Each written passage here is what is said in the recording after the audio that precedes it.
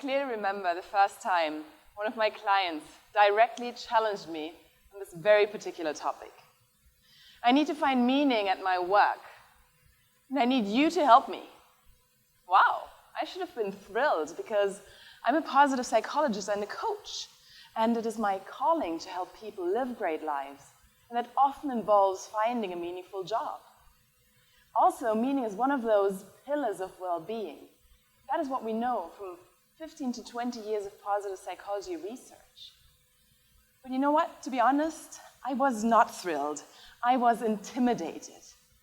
Who was I to help her find meaning? Did she really know? Did she really think that I knew where to find her meaning? Well, so I did one of the things that I like best. I went out to be curious.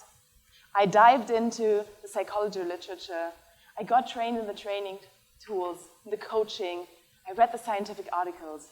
And then I started connecting the dots. And there's one thing I've learned. People who truly strive at work, they don't just find meaning.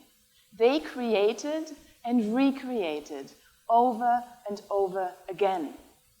So if you want more meaning at your job, in your work, you need to ask yourself what you can do to add incremental bits and pieces of meaning to your everyday life. So here's how you can do this. It was Dr. Amy Wisniewski and her team from Yale who coined this term, job crafting. And it really helped me understand that there's three main dimensions around which we create purpose and meaning at work. The first is about the tasks that we do. But what are those tasks that bring out the best in us? Well, usually, it's those things that allow you to use your strength. A strength is something that gives you a certain level of energy. You're great at it. You really stand out. Because what we know from research is using a strength puts you into the state of increased focus and increased energy, which pushes up your performance. You know, it's flow, and flow is linked to peak experiences, and that's what it makes them the best companion that you can have for sustainable well-being at work. And yes, also you can get creative and find new ways of using your strength at work. Why not consider that your job could be so much more than your current job description? Why not make your job less about what you dread doing and more about what you're best at doing? Why not consider that your workplace could be that place that you get up in the morning because you know it's a meaningful place to be?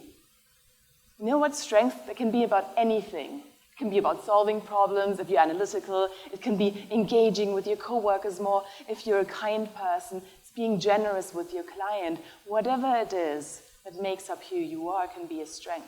And it often is when we go into the direction of our strength that we experience this wonderful sense of meaning and purpose. Another thing is that your work is not only about what you do, it's about who you work with and who you work for.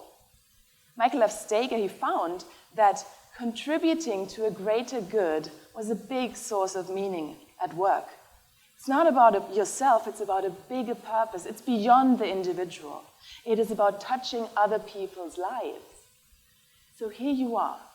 The trick is to make your tasks more about yourself and your strengths, but the impact of your work more about serving others. It's your contribution.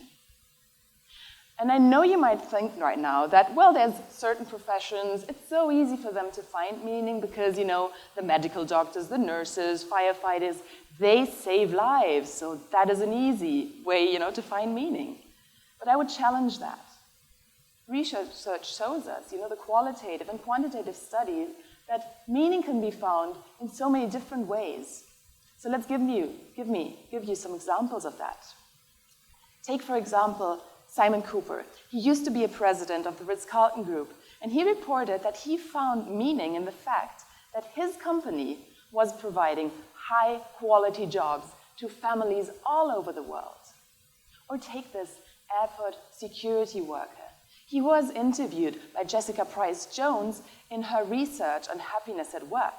She saw this man with this very monotonous task of checking people's carry-on luggage. And she asked him, "You're so happy, what's your secret?" And he said, "Lady, I am responsible for the security of all these people, the security of my home country. That is a meaningful task." Let me tell you about Lucia. I met her in a leadership training, strength-based leadership training, and she shared this wonderful story. By then, she was in charge of the cleaning services in one of the biggest public hospitals in Madrid. And there was a lot of turmoil going on, privatization talks, a lot of uncertainty. People were scared. So what she did is she took two of her strengths, her strategic vision and her empathy, and she combined it. And she used it to create a vision and share it with her team. That vision was about that the mission of the hospital was impossible to be delivered without the reliable support of the cleaning staff. No surgery could be done, no recovery would ever be safe, and no patient could ever be comfortable in a dirty hospital. By sharing this vision with her team, she gave them a different way to think about their work, a purpose and a vision that made it meaningful for them to show up at work. And this is not only about these stories, these are psychological principles that you can make work for yourself and for your companies. If you are a leader, you need to remember, people want to know what their work is good for. Share it with them. And if you think that the jobs at your company are not meaningful, be careful, because you're not getting the full engagement of your employees. Adam Grant had a wonderful piece of research where he did something. He put in contact fundraisers and students who had benefited from the program that they were raising money for. And it was just 10 minutes of interaction that completely shifted and boosted the commitment and the money raised by those fundraisers. It was inherently motivating to them to know what their job was good for. You might be thinking, there's nobody at my organization who hands me over this wonderful vision. Well, you need to create it yourself. The problem is, when we feel stuck, we often start asking ourselves, why am I doing this? Why? But if you're looking for meaning, that is the wrong question. You really need to start asking yourself, what am I doing this for? Even if the tasks seem to be devoid of meaning, you can start to ask that question, what am I doing this for? Even if it just seems a paycheck at the end of the month, well, what are you using this money for? What is a meaningful end that you're using it for? Are you saving for the trip of your life? For the university of your kids? Are you using it to invest in your own education and your future? Or is it just a job to keep you out of trouble with the law? Another thing that you could be thinking about is that your job is very boring. So even then I would ask you, what could you use this energy for, this free time? Use it for something meaningful. And even if your situation seems to be more difficult, you might be frustrated. You say, I had this mission, I had this meaning, and then I lost it, I'm frustrated. Okay, what can you use this frustration for? What is a meaningful project that you could channel it into? And even if you've been laid off, you've been fired, take your time to grieve and to get over that loss. But then it's time to ask yourself again, what is this good for? What is this opportunity good for that I'm out of this job, that I'm free now? You might even have found out that the job you're doing, the industry you're working in, is causing harm to other people. Wow. So what are you using that information for? What are you doing with that insight? Most of you, they probably say, my main problem at work is stress. I'm stressed out. And even here, it's fascinating, but meaning works. Research has shown us that when we change the way we think about our stress and we find a positive meaning in it, our brains start to react differently to it. They don't get into burnout, they start to grow. They become more resilient, stronger, both physiologically and psychologically. As one of my favorite researchers put it, Todd Kashdan, he said, a purpose provides a bedrock foundation for a person to be more resilient to obstacles and stress and strain. Maybe you think right now, okay, that's nice, Eva, but forget about it. There is no meaning to be found in my current position. I just need to leave and start from scratch. Many clients say that. I think I need to do something completely different. But you know what? If this is you, here is another rule. Don't even try to start from zero. Your life does not start from zero, so don't pretend it does. There's this wonderful myth, right, about starting from scratch.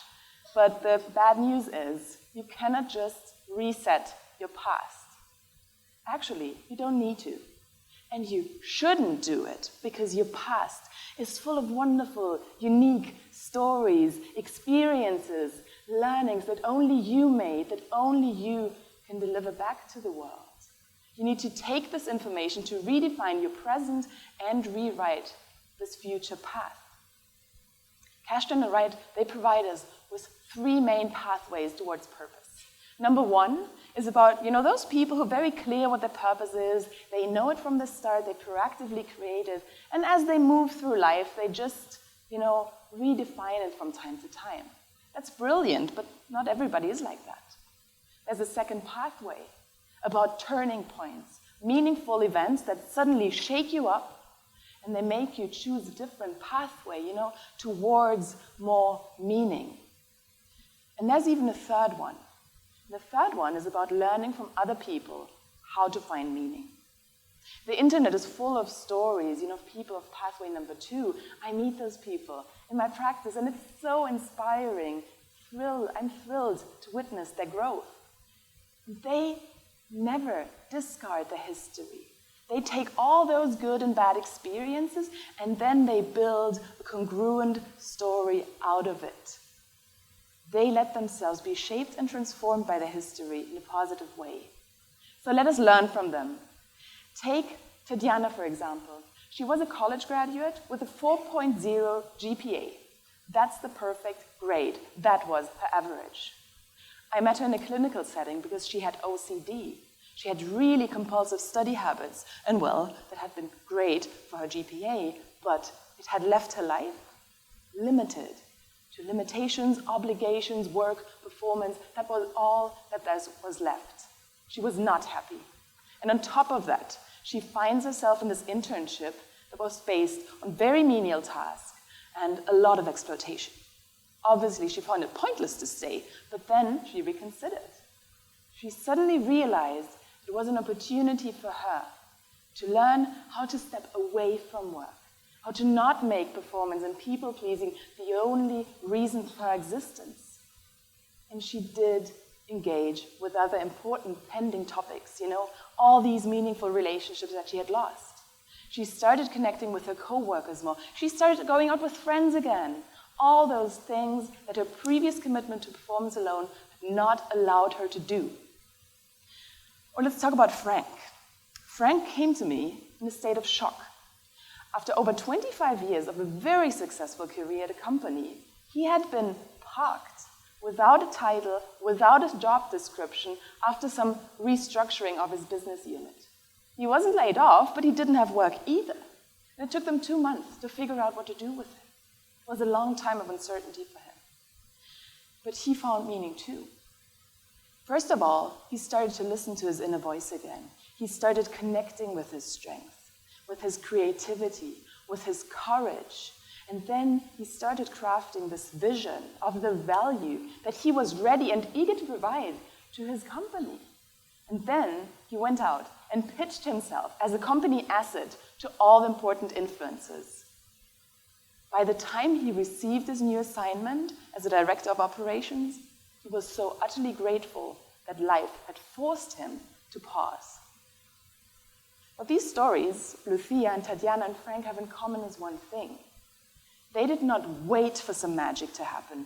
They didn't fantasize about a more meaningful past or a meaningful future. They took whatever life had given them, and then they made sense of it. And you can do the same. Any life situation adds this unique beauty and complexity to your own personal story. And that story is already unfolding in front of you. And now you are invited to join in and write the next chapter, to make it a meaningful one. And as you do so, you might come to the same conclusion as I did, which is this. I still don't really know what the meaning of life is, but I've found that there's unlimited opportunities to do meaningful things in this life that we've been given. Thank you.